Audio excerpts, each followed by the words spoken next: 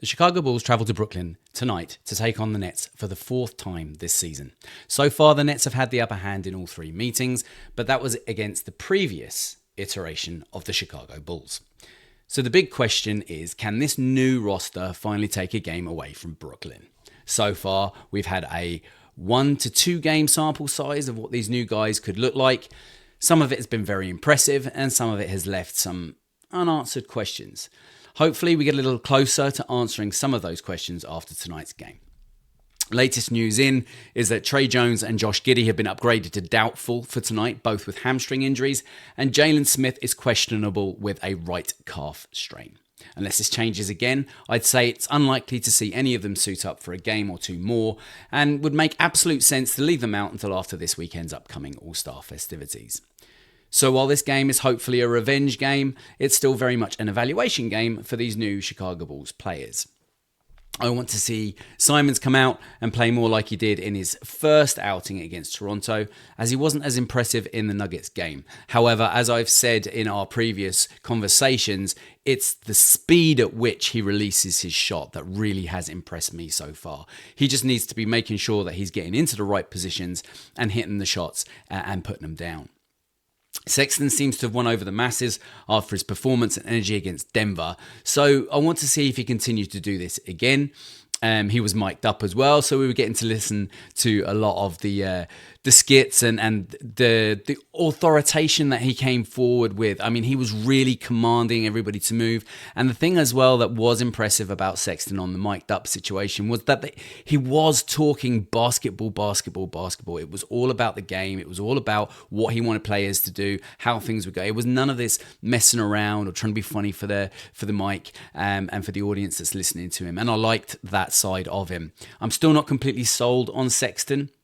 That doesn't mean that I'm not going to come around, but I do want to cut off that little tail on the back of his head, but that's by the by. That's just a me thing. I need to see some more from Ivy too. Is he fast as hell? You bet your ass he is.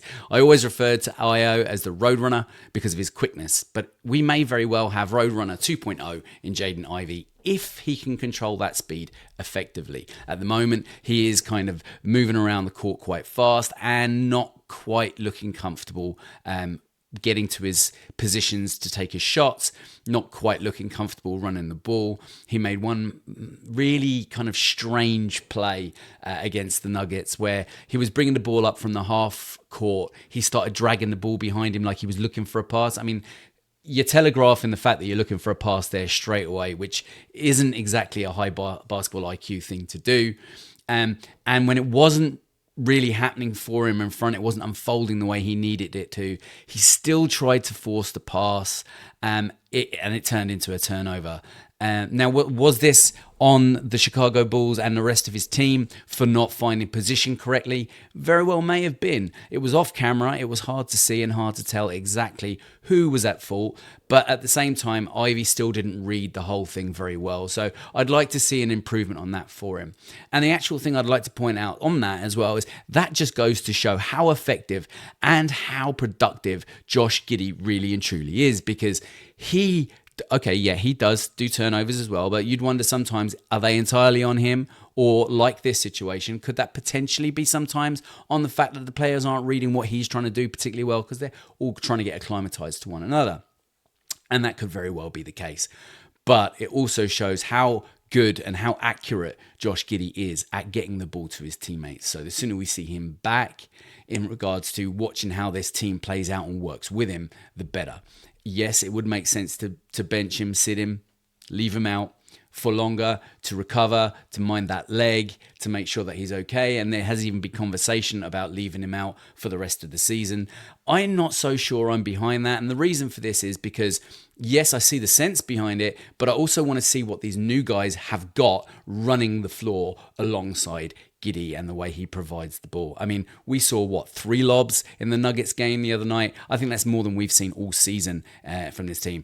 There's been a few attempts with Mattis. He hasn't quite finished them or put them away, which is something that surprises me because Mattis is well able to get up. We know how effective he is at putting the ball through the ring with authority. And I'd like to see him kind of get more involved in some of those lob plays. But we have certainly got a little bit more of that going on with this team going forward at the moment, which is great to see.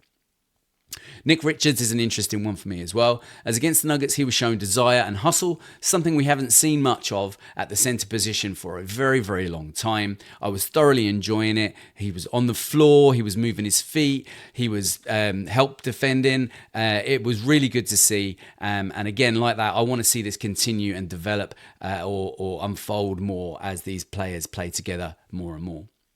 Finally, I want more Yabubu. Yabusele has definitely emerged as the Bulls' steal of the deadline so far. That dude is huge and he is mobile with it. If he continues to play with the fire and determination we've seen from him so far, then he is going to be a favourite of the fans throughout his entire tenure as a Bull. So we'll see how it all pans out very, very soon. In the meantime, enjoy getting to know these new players. I know I am. Stay positive, stay happy, and go Bulls.